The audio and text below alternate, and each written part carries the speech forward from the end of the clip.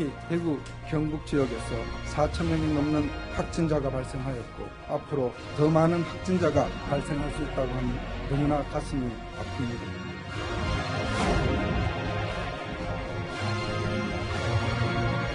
최악의 정치 재개 선언입니다. 천문호 같은 말씀이라고 생각합니다.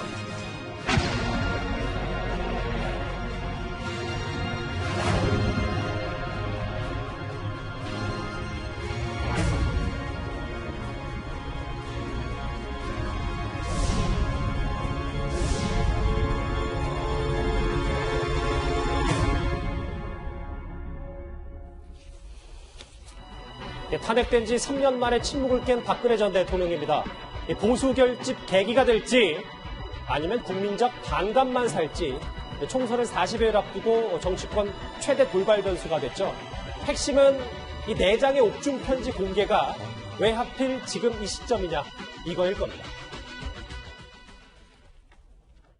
특히 대구, 경북 지역에서 4,000명이 넘는 확진자가 발생하였고 앞으로 더 많은 확진자가 발생할 수 있다고 하니 너무나 가슴이 아픕니다. 비록 탄핵과 구속으로 저의 정치 여정은 멈추었지만 구치소에 있으면서도 걱정이 많았습니다. 많은 분들이 무능하고 위선적이며 독선적인 현 집권 세력으로 인하여 살기가 점점 더 힘들어졌다고, 희망이 보이지 않는다고 호소를 하였습니다.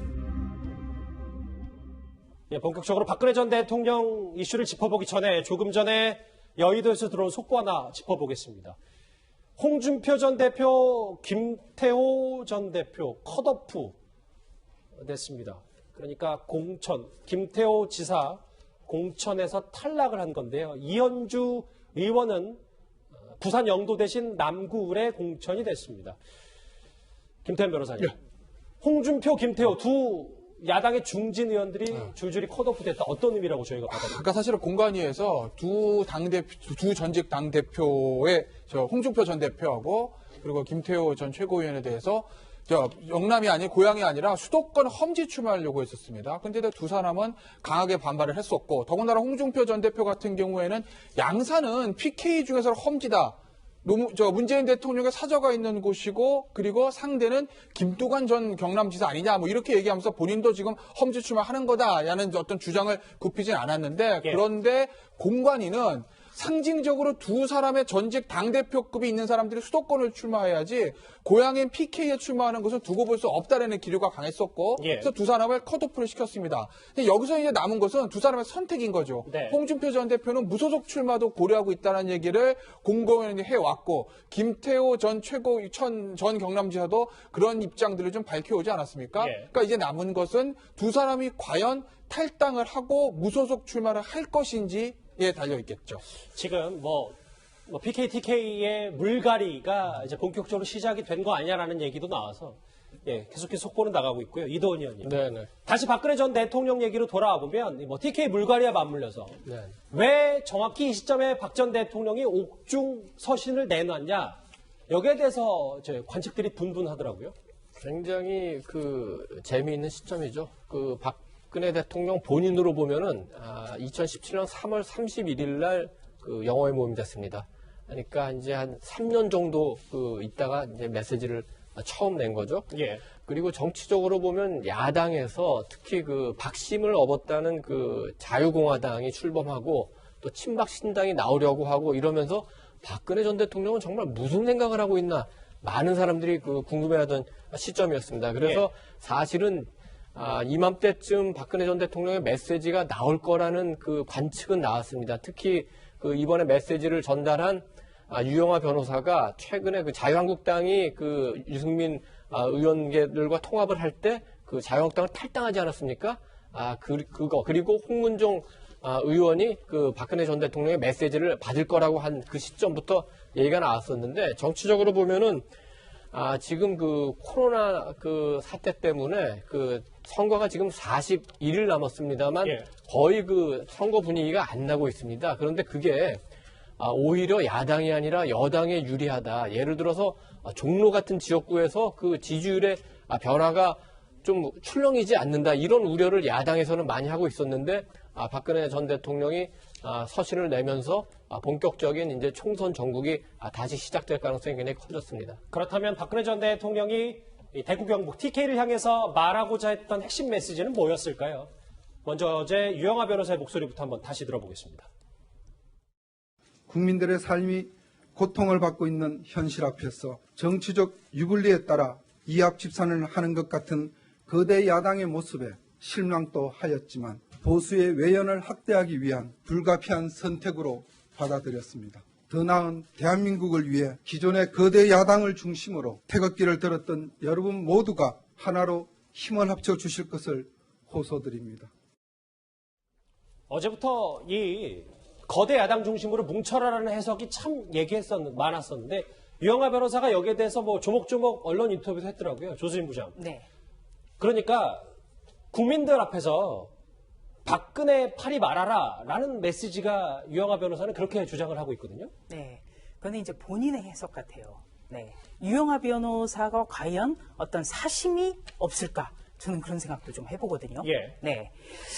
우선 이 TK 지역에는 지금 정치적인 맹주가 없습니다. 그리고 이 TK 지역을 중심으로 해서 뭐 우리공화당이라든지 아니면 무소속이라든지 이쪽으로 자꾸 밖으로 나가려는 그런 기류가 있거든요. 그러니까 여기에 대해서 맹주가 없는 TK를 향해서 박근혜 전 대통령이 TK를 뭉쳐라 이렇게 주문을 한 것이죠. 그렇다면 과연 이것이 TK에 도움이 될까? 이 부분은 우리가 또 생각을 해봐야 되는 거예요. 지금 TK 지역에서는 월요일 날 공관위에서의 면접을 끝내고 발표를 기다리고 있습니다. 그렇다면 조원진 의원 등은 어떻게 배려를 해야 될 것인가? 이게 또 고민이에요. 예. 그리고 또 한 가지는 지금 이 문재인 정부에 대한 어떤 그 심판 여론이 높아지면서 중도가 지금 어떻게 보면은 미래통합당 쪽으로 조금 움직이려 한다. 이런 우리가 관측을 많은 여론조사에서 좀 볼 수가 있었습니다. 예. 그렇다면 TK와 보수 쪽은 응집이 되겠지만 나머지 중도층의 그러면 민심 위반은 또 오히려 있을 수가 있는 거예요.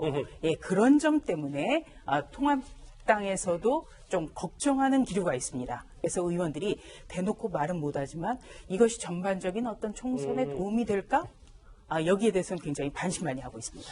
그런데 뭐 여러 박 전 대통령의 옥중 메시지에 대해서 과거 이 장면을 떠올리는 분들도 있다는 얘기인데요. 그 장면 함께 만나보겠습니다. 저 박근혜 경선 패배를 인정합니다. 그리고 경선 결과에 깨끗하게 승복합니다. 오늘부터 저는 당원의 본분으로 돌아가서 정권 교체를 이루기 위해 백의종군 하겠습니다. 경선 과정의 모든 일들 이제 잊어버립시다. 하루아침에 잊을 수가 없다면 며칠, 몇 날이 걸려서라도 잊읍시다.